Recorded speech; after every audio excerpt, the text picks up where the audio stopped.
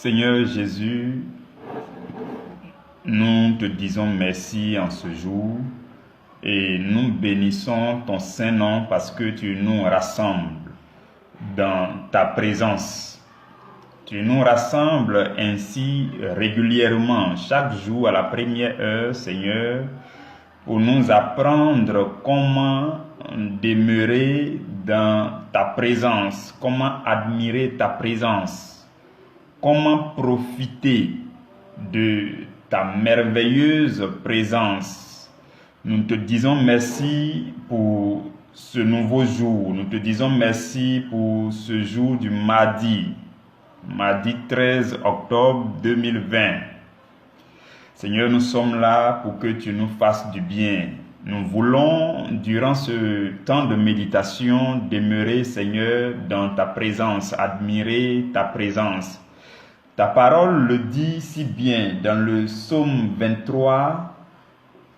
Ta parole dit, oui, le bonheur et la grâce m'accompagneront tous les jours de ma vie et j'habiterai dans la maison de l'Éternel jusqu'à la fin de mes jours. Ces belles paroles du psalmiste, Seigneur, nous les répétons souvent dans nos prières et nous sommes aussi là pour les vivre parce que, Seigneur, notre désir le plus ardent, c'est de demeurer dans la présence du Seigneur, dans la maison du Seigneur, dans les parvis du Seigneur, dans l'intimité du Seigneur, jusqu'à la fin de nos jours. Seigneur, nous voulons vraiment expérimenter ces paroles magnifiques. Apprends-nous à y arriver. Apprends-nous à y arriver durant ces moments de partage, de méditation. Merci pour cette plateforme. Merci pour la famille que nous sommes. Merci pour cette émission dénommée Ton pain de la première heure. Merci pour chaque membre de cette famille. Merci pour les familles de chacun de nous. Merci pour nos vies, Seigneur. Je te rends grâce pour la vie de chacun, à l'endroit où chacun se trouve, dans le pays où il se trouve. Je te dis merci en ce jour et je te rends grâce de ce que tu as décidé de demeurer avec nous, de marcher avec nous, de nous guider tout au long de cette semaine. Que ton nom soit magnifié, que ton nom soit toujours honoré, célébré et loué au nom de Jésus-Christ. Amen. Chers frères et sœurs dans le Seigneur, nous sommes là pour méditer un autre sous-thème pour ce jour. Et comme nous le savons, suivant le programme qui a été partagé, le thème que nous méditons cette semaine, le thème que nous allons décortiquer tout au long de cette semaine, c'est à quoi ressemble la foi chrétienne sans amour? À quoi ressemble la foi chrétienne sans amour? Et hier déjà, nous avons planté le décor, nous avons fait l'introduction. Aujourd'hui, notre sous-thème, c'est sans amour divin, il n'y a pas d'intimité avec Dieu et la foi devient inexistante. C'est ça notre sous-thème d'aujourd'hui. Donc, sans l'amour divin, il ne peut pas avoir d'intimité avec Dieu.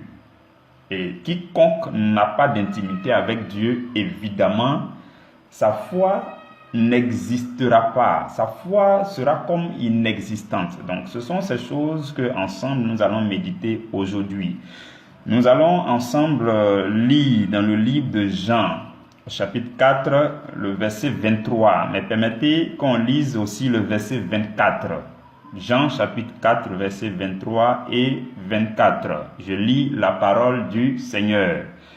Mais l'heure vient, et elle est déjà venue, où les vrais adorateurs adoreront le Père en esprit et en vérité. Car ce sont là les adorateurs que le Père demande. Et le verset 24 dit, Dieu est esprit, et il faut que Ceux qui l'adorent, l'adorent en esprit et en vérité. Parole du Seigneur. Nous rendons grâce à Dieu. Saint-Esprit, Esprit de Jésus-Christ, nous savons que sans toi, nous ne pouvons pas avancer. Voilà pourquoi je prie maintenant que ta présence soit de plus en plus intense chez mon frère, chez ma soeur et à l'endroit où je me tiens moi-même. Saint-Esprit, viens et accompagne-nous tout au long de cet échange, de cette méditation et édifie-nous avec les profondeurs de Dieu. Nous t'en supplions au nom de Jésus. Amen. Mes frères, mes sœurs dans le Seigneur, notre sous-thème commence par dire sans amour divin, c'est-à-dire le manque d'amour divin dans la vie d'un chrétien ou dans la vie d'une communauté. Vous et moi, nous savons que depuis le début de ce séminaire, depuis le début du mois d'avril, nous nous sommes engagés donc dans un cheminement, un séminaire de 7 mois d'enseignement. Donc durant tout le mois précédent, nous n'avons fait que parler de l'amour divin, l'amour divin. Chaque jour de chaque mois, excepté les dimanches, nous avons parlé chaque jour de chaque mois. Depuis le début de ce séminaire, c'est ce que nous traitons. Et nous en sommes justement au tout dernier mois. Nous sommes dans le 7e mois de notre séminaire. Et donc, nous parlons de l'amour divin, de l'amour divin, de l'amour divin dans les détails possibles. Et donc là, notre sous-thème dit, si quelqu'un manque de cet amour divin, c'est similaire à une catastrophe. Si quelqu'un manque de cet amour divin, la personne ne pourra pas avoir une intimité avec Dieu. Et si tu n'as pas d'intimité avec Dieu, ta foi, on ne parlera pas de foi. Vous voyez, tu ne pourras pas manifester une quelconque foi. Ce n'est pas possible. Vous comprenez? Ce sont ces choses que nous allons méditer aujourd'hui. Alors, qui dit manque d'amour divin, dit aussi manque d'amour pour Dieu. Vous vous souvenez, durant le mois de juin, le sujet que nous avons médité tout le mois de juin, c'était comment manifester l'amour pour Dieu. Vous connaissez maintenant les différences de ces choses. Quand on dit l'amour de Dieu, quand on dit l'amour de Christ, c'est quoi la nuance entre tout ça? Et quand on dit aussi l'amour pour Dieu, vous devez pouvoir faire toutes ces nuances, ces différences-là maintenant, en tant que chrétien mature. Et quand on dit l'amour pour l'œuvre du ministère, l'amour pour les hommes, tout ça nous avons vu. Donc au mois de juin, nous avons parlé de l'amour pour Dieu. Si quelqu'un manque d'amour divin, ça veut dire que cette personne-là ne manifeste pas correctement l'amour pour Dieu. Parce que quand on parle de tout l'ensemble, l'amour divin, à l'intérieur, il y a l'amour pour Dieu. Donc, si tu n'as pas l'amour divin, ça veut dire que l'amour pour Dieu, là aussi, c'est abîmé. Vous comprenez ce que je veux dire? Donc, si quelqu'un manque d'amour divin, ça veut dire qu'il manque aussi d'amour pour Dieu. Il manque d'amour de Christ. Il manque de l'amour de Dieu, n'est même pas en lui. L'amour pour les hommes, là même, ça peut être compliqué encore. Même l'amour pour l'œuvre du ministère, là, peut-être faut même plus on va parler de ça à son sujet. Vous comprenez? C'est ça, quand on dit quelqu'un manque d'amour divin. Et le texte que nous avons lu nous dit que les vrais adorateurs, Jésus parle avec la femme samaritaine au puits de Jacob et il dit, les véritables adorateurs, les vrais adorateurs là, c'est ceux-là qui adorent le Père en esprit et en vérité. Quand on dit les vrais adorateurs là, je veux que vous compreniez quelque chose, s'il vous plaît. Suivez-moi bien, s'il vous plaît. Quand Jésus dit les vrais adorateurs, Jésus fait allusion à ceux-là qui vont régulièrement rendre visite à Dieu dans son intimité. Ceux-là qui ont l'habitude de la présence intime de Dieu. Ceux-là qui vont régulièrement dans la présence de Dieu. La présence de Dieu, c'est de ceux-là que Jésus parle. Quand Jésus dit les vrais adorateurs, c'est ça. Vous comprenez? Parce que la présence de Dieu là, prenez simplement l'image de, comment dire, du temple avant. Je vais vous lire rapidement Hébreux chapitre 9. Dans Hébreux chapitre 9, quand vous lisez, vous pouvez lire tout le chapitre par exemple. À partir du verset 2, la Bible dit, un tabernacle fut en effet construit. Dans la partie antérieure appelée le lieu saint, était le chandelier, la table et les pains de proposition. Derrière le second voile se trouvait la partie du tabernacle appelée le Saint des Saints, renfermant l'autel d'or pour les parfums, et l'arche de l'alliance entièrement recouverte d'or.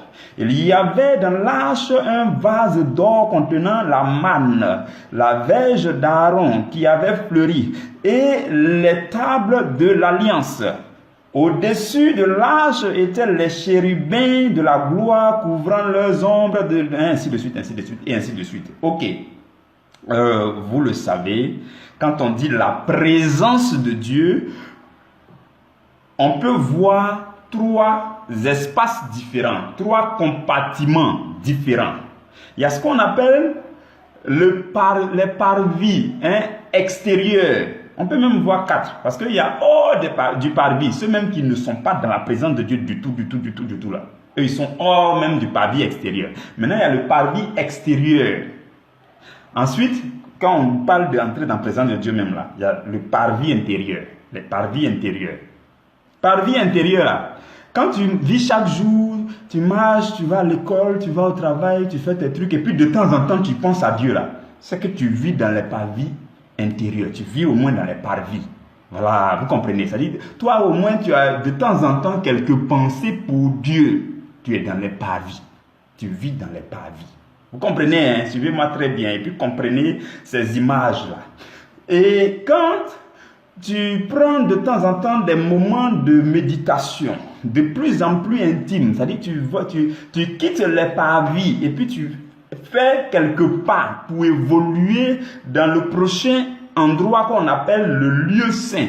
Dans le lieu saint, tu es encore plus proche de Dieu que lorsque tu étais dans les parvis. Vous comprenez? Et dans le lieu saint, tu as plus de contact avec la parole. Dans le lieu saint, tu as plus d'intimité avec Dieu. Dans le lieu saint, tu es de temps en temps en prière. Dans le lieu saint, quand tu échanges avec les gens, quelques versets bibliques peuvent échapper de tes propos. Dans le lieu saint, c'est un peu proche de Dieu.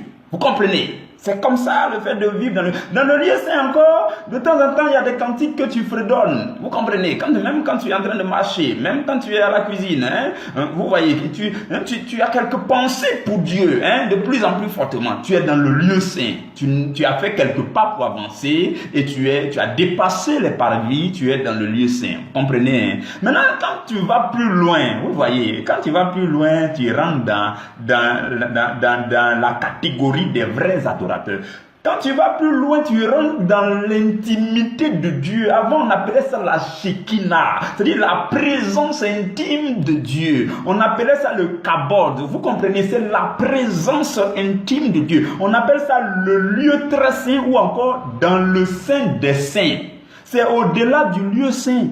Quand tu franchis, quand tu rentres là-bas, tu rentres dans la catégorie des vrais adorateurs. Quand tu fermes les yeux, que tu poses les genoux, c'est fini, tu es dans la sphère du spirituel, en train d'exalter Dieu, en train de l'adorer, tu es dans sa présence. Vous comprenez? C'est ça que Jésus appelle les vrais adorateurs que le Père demande. Le Père, là, il demande les vrais adorateurs. Des gens qui vont de temps en temps, ou encore même régulièrement, dans le Saint des Saints. Vous comprenez, suivez-moi très bien. Donc, c'est de ça qu'il s'agit lorsque Jésus parle des vrais adorateurs, mes frères et mes sœurs. Et il dit quoi? Il dit une chose encore magnifique dans le verset 24. Il dit que Dieu, là, il est esprit. Vous comprenez, mes frères et mes sœurs? Tu ne peux pas rester dans ta chair, là, pour parler à Dieu, et puis ça va marcher. Il faut aller plus loin. Vous comprenez? C'est pas quand tu vas faire les calculs mathématiques ou philosophiques pour formuler tes mots, pour choisir, pour construire des phrases que tu vas en balancer. C'est pas ça qui va forcément arriver. C'est pour cela que quand c'est chaud, tu n'arrives pas à choisir les mots, vous parler en langue. Dieu te comprend mieux parce qu'il est esprit. Les mots humains là, c'est plus fort, c'est plus faible pour Dieu parce que Dieu, il est esprit. Donc il faut dire les mots spirituels. Les mots spirituels, c'est le parler en langue. Ou à un moment donné, tu es fatigué de choisir le vocabulaire adéquat et tu t'en fous. Maintenant, tu dis rabababa dingedebo ngabaya dingedebo. C'est ça le parler en langue. Vous comprenez? Donc dans cette dimension-là, tu rentres dans la dimension des adorateurs qui adorent Dieu en esprit et en vérité. En vérité, ça veut dire quoi? En vérité, ça veut dire que ce sont les profondes vérités de la parole que tu es en train de confesser, proclamer pour exalter Dieu. Donc quand tu te retrouves dans le Saint des Saints, dans une adoration profonde, c'est les paroles, comme le roi David, les paroles des psaumes là. Seigneur, tu es magnifique, Seigneur, tu es beau, oh, que ton nom soit élevé sur toute la terre, que tout ce qui vit et respire t'adore. Donc les profondes vérités, vous voyez, il y a quelque part dans le psaume où le roi David dit qu'il faut que les collines s'inclinent, les montagnes doivent s'abaisser, il faut que la mer puisse battre les mains, ainsi de suite. Ça dit que ce sont ces vérités. En fait, tu exprimes la grandeur de Dieu, la valeur de Dieu pour toi. Voilà pourquoi il dit fréquemment, je dis, un adorateur se mesure en fonction de ce qu'il dit à Dieu. Et ce que tu dis à Dieu là, c'est par rapport à ce que Dieu est pour toi que tu dis à Dieu. Je prends un exemple simple. Mes frères et mes sœurs, si on me demande de vous décrire, si quelqu'un me dit, bon, il faut décrire le frère Nestor, ou bien il faut décrire la sœur Adeline, décris là. C'est en fonction de ce que Adeline est pour moi que je vais pouvoir décrire Adeline. Je vais commencer à dire, oh Adeline, vraiment, depuis mon enfance, c'est Adeline qui a fait ceci pour moi. Oh, c'est Adeline qui me garde. C'est Adeline qui me donne à manger. C'est Adeline, en fait, en fonction de ce que Dieu fait pour toi, de ce que Dieu est pour toi. En fonction de ta façon de percevoir Dieu, c'est ça qui fait le niveau de ton adoration. Voilà pourquoi je dis, si Dieu n'est rien pour quelqu'un, il ne va pas pouvoir adorer Dieu. Vous comprenez? C'est ça. Tu exprimes, tu confesses dans le spirituel ce que Dieu représente pour toi. La valeur de Dieu à tes yeux, c'est ce que tu exprimes. Voilà pourquoi quand tu parles, tu adores jusqu'à en français, des mots français, quand tu parles jusqu'à, et puis après tu te rends compte que ce que Dieu vaut pour toi là, c'est plus profond que les mots français. Quand tu te rends compte, quand tu parviens à ce niveau, c'est là que le parler en langue là se déclenche. J'avais déjà fait un enseignement sur le parler en langue, je ne vais pas revenir dessus. Vous comprenez? Donc, c'est comme ça. Et tu commences à te dire, mais quand je dis Seigneur, tu es élevé, Seigneur, tu es glorieux. Souvent là, vous êtes limité. Quand vous lisez très bien la Bible, là, remarquez que ceux qui ont écrit la Bible, s'ils pouvaient trouver des mots plus profonds, ils allaient écrire jusqu'à...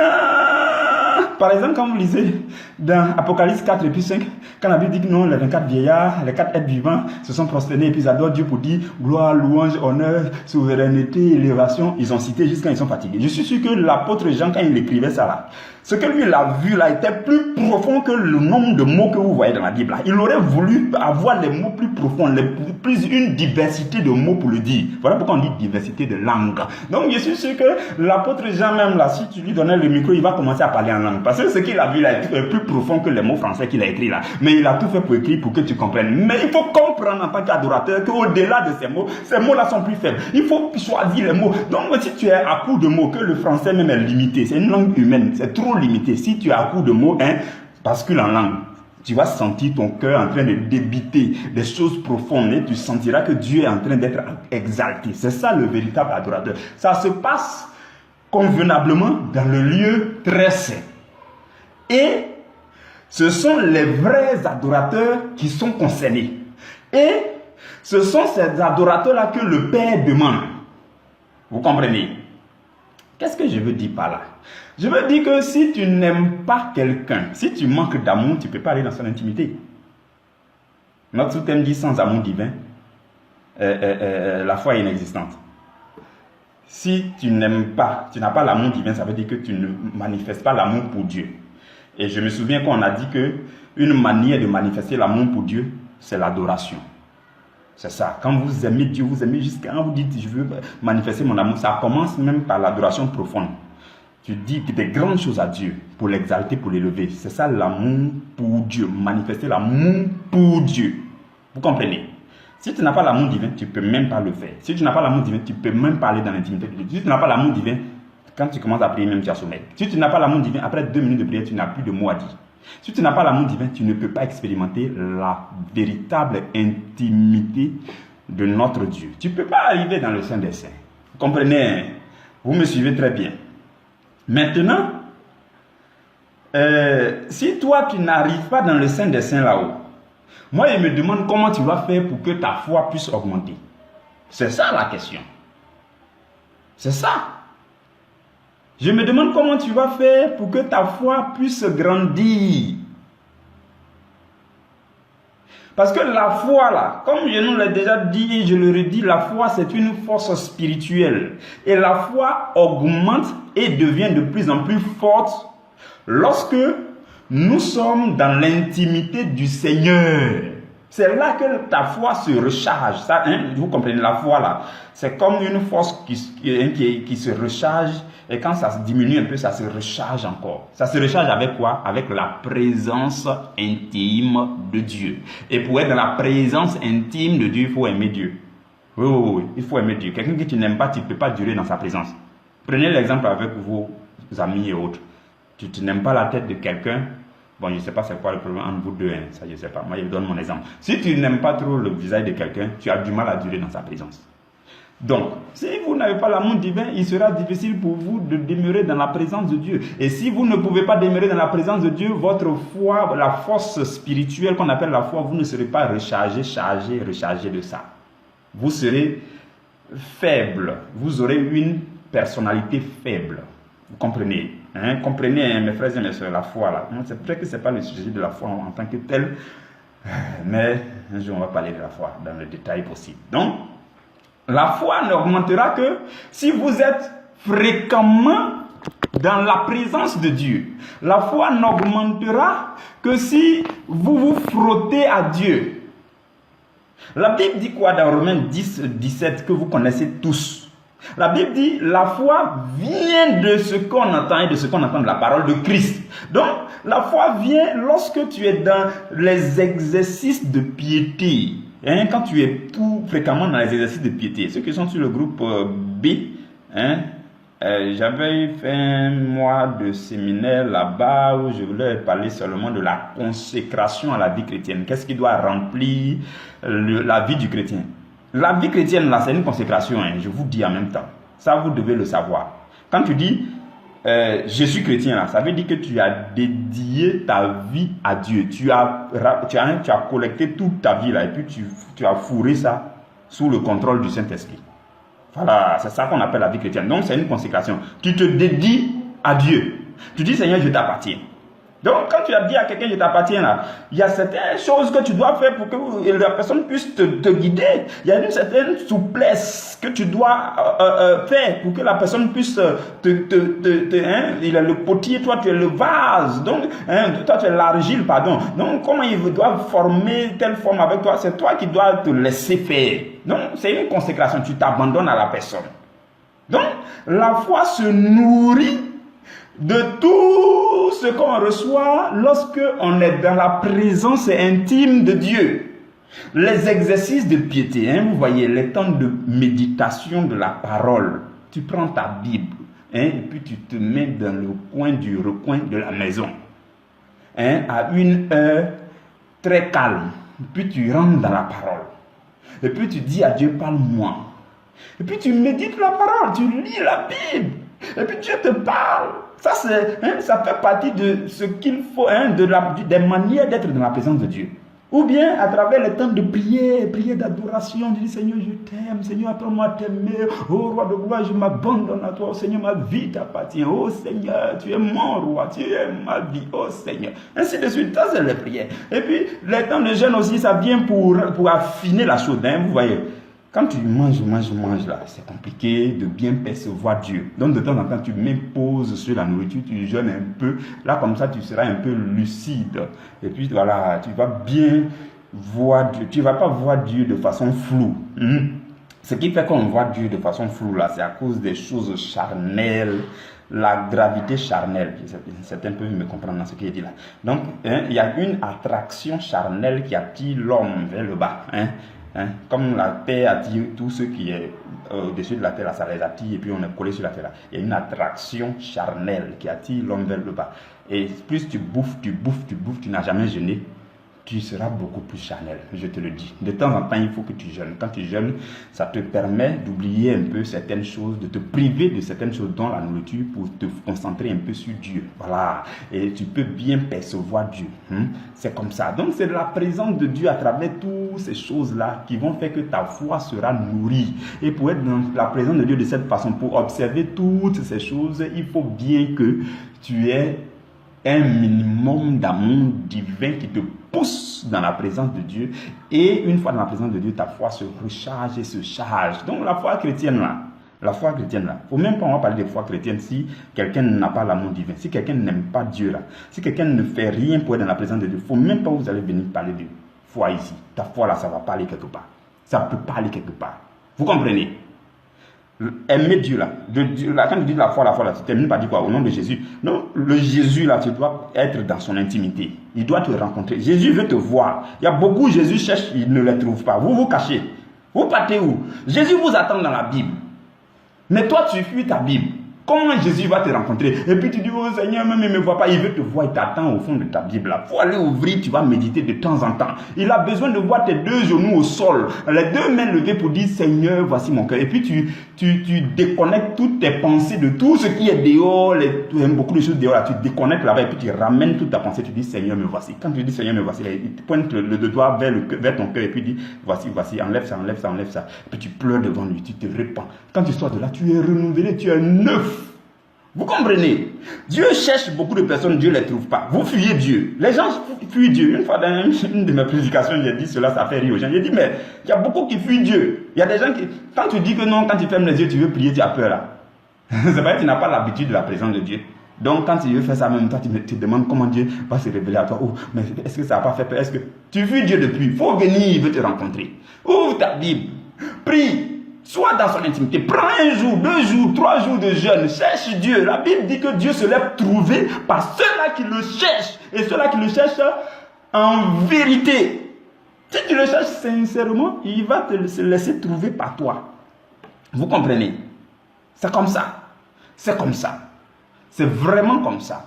Et l'image que j'aime donner souvent, et c'est une belle image d'ailleurs, parce que la Bible dit que Dieu habite une lumière que nul œil n'a vue et nul œil ne peut voir. Dieu, c'est une grosse source de lumière spirituelle. Donc, c'est comme l'image d'une ampoule qui est positionnée là. Si toi, tu es plus loin de l'ampoule, tu es moins éclairé. Donc, quand tu dis que non, Dieu n'est pas dans ta vie là, c'est pas que tu es éloigné de lui. Dieu là, il ne change pas. Que tu sois loin, que tu sois proche, il ne change pas. Si tu t'éloignes, c'est toi qui rentres dans l'obscurité. Si tu t'approches, c'est toi qui es plus éclairé. Et quand tu es éclairé, toutes les œuvres des ténèbres vont quitter autour de toi. Parce que Dieu t'éclaire.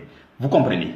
Donc, l'avantage, c'est de t'approcher ou bien de partir, de t'éloigner. Mais quand tu t'éloignes, la lumière de Dieu ne te touche pas trop. Quand tu t'approches, la lumière de Dieu te touche. Donc, qu'est-ce que tu as fait? C'est de t'approcher. Il y en a même là, c'est pas parce qu'ils sont trop loin. Il y a une grosse séparation, un gros obstacle qui est là. Le péché est venu créer obstacle. Et puis, la lumière de Dieu là, ne peut même pas les toucher. Il faut enlever ça. C'est de cet obstacle-là, la Bible parle dans le livre d'Ésaïe, quand la Bible dit que la main de Dieu n'est pas trop courte pour nous bénir, ou alors son oreille n'est pas trop courte pour nous entendre, mais ce sont nos péchés, nos crimes qui nous ont séparés, qui ont créé une séparation entre nous et notre Dieu. C'est de ça qu'il s'agit. Ta repentance sincère, le regret de tes péchés, en disant, Seigneur, je ne veux plus retourner à cette vomissure, en prenant toutes les dispositions et les résolutions possibles pour te séparer de cette vomissure-là. Quand tu vas faire cette repentance-là, la séparation qui fait que la lumière de Dieu ne te touche pas là, ça va quitter. Quand ça va quitter, tu es dans la présence de Dieu. Et quand tu es dans la présence de Dieu, tu es rechargé. Ta foi augmente ainsi de suite. Tu deviens de plus en plus solide. Vous comprenez? Donc, si quelqu'un ne va pas dans la présence de Dieu, il n'est pas question de parler d'une foi agissante. Ce que le Seigneur nous demande aujourd'hui, c'est d'apprécier son intimité, de rechercher son intimité à travers les exercices de piété, à travers tout ce qui entre en ligne de compte quand on dit jeûne ou bien prière ou bien méditation, même les communions fraternelles, ainsi de suite. Tout ça mis ensemble, on les appelle les exercices de piété. Vous comprenez? Et la Bible dit que les exercices de piété, là, il faut les faire avec contentement. Voilà, ce n'est pas parce que le berger a parlé aujourd'hui que tu vas dire non, je m'ai gêné. Si tu ne prends pas tes dispositions pour le faire avec le cœur, ça ne sera pas trop fructueux. Hein? J'ai parlé, il faut jeûner, mais si tu dois le faire avec le cœur, avec contentement. Tu jeûnes, tu as faim, mais tu es content. Voilà, c'est de ça qu'il s'agit. Tu as faim, mais tu ne dis pas que non, berger là même, il a tout fait jusqu'à on est en train de jeûner maintenant. Voilà, l'homme a faim ici. Vous comprenez? Ça, ce n'est pas avec contentement. La Bible dit dans 1 Timothée chapitre 6, verset 6 que c'est avec contentement qu'on doit faire tout ce qui est piété. La piété est une grande source de gain, mais avec contentement. Donc, tu dois faire les jeûnes, les méditations, les prières, tu dois tout faire pour que ça devienne quoi? Une passion pour toi. Ça doit devenir des activités passionnantes. De la même façon que la bouffe là, c'est une activité passionnante de matin, midi, soir là. Tu dois t'arranger pour que la nourriture spirituelle, la présence de Dieu soit pour toi une passion matin, midi, soir. C'est là que Dieu va t'enrichir. C'est là que Dieu va te bénir davantage. Je te dis, c'est la vérité. C'est le message de Dieu pour nous aujourd'hui. Et si tu n'as pas fait ça, tu n'as pas recherché l'intimité de Dieu, je suis désolé, mais ta foi là, ça sera bizarre quoi. Voilà, ça sera vraiment bizarre. Parce que celui qui te permet de manifester la foi, c'est Dieu. Si tu n'es pas dans sa présence, comment ta foi là va bouger? Ta vie chrétienne n'a pas de sens parce que quand on dit foi là, on dit foi chrétienne. Donc, foi chrétienne, ça dit Christ. Ça vient de Christ. Maintenant, Christ là, tu ne le connais pas. Tu n'es même pas dans sa présence, tu ne le recherches jamais. Comment toi, ta foi va augmenter? Alors que la Bible dit, ta foi viendra de ce que l'on entend et de ce qu'on entend de la parole de Christ. Comment pour toi, là, va bouger? Non, je veux que quelqu'un me réponde, par exemple. Ça ne marchera pas. Donc, il faut qu'on cherche la présence de Dieu. On doit chercher l'intimité de Dieu. Tu dois tout faire pour que Dieu soit ta passion. La méditation soit ta passion. Voilà pourquoi Dieu nous a conduits, nous ici, là. On n'a pas cherché loin. Dieu nous a dit à minuit 00, méditation d'un sous-thème. Chaque jour. Dimanche, là, on sait que chacun va de son côté dans son église, à la messe, au culte, tout ça. Hein? Mais Dieu dit, nous ici, là, lundi, mardi, jusqu'à samedi, là, minuit, là, il faut qu'on enseigne. Pour que tu aies ce qu'on appelle l'habitude de la présence de Dieu. Tu dois acquérir cette habitude de la présence de Dieu. De sorte que chaque jour, là, il y a un moment que tu as réservé pour Dieu. Voilà pourquoi on appelle ça priorité à l'évangile. Priorité à l'évangile, ça veut dire quoi? Ça veut dire que je donne une place d'honneur, ou alors même la place d'honneur à Dieu dans ma vie. Donc, voilà pourquoi on fait ça à minuit. À minuit 00, on dit que Dieu merci, Seigneur, merci, merci, parce que tu nous as donné 24 heures qui s'est ajouté dans notre panier.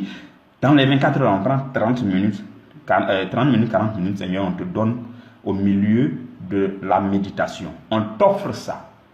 C'est notre offrande de la journée. C'est les prémices de nos 24 heures. Seigneur, voici. Et puis, tu vis ça. C'est ça la méditation qu'on fait ici. Dieu nous a habitués à cela. C'est comme ça. Cela fait plus d'1 an maintenant qu'on prêche ici, chaque jour. Donc, c'est pour que cette habitude-là soit incrustée en toi. Et pour que ta foi aille croissante. Et pour que tu sois un chrétien, une chrétienne influente. C'est ça. C'est ça. Pour que tu sois témoin véritable de Christ. C'est cela, mes frères et mes sœurs. C'est ce que le Seigneur veut nous dire aujourd'hui. Je vais m'arrêter là. Et nous allons nous retrouver demain à la première heure pour partager encore un autre sous-thème.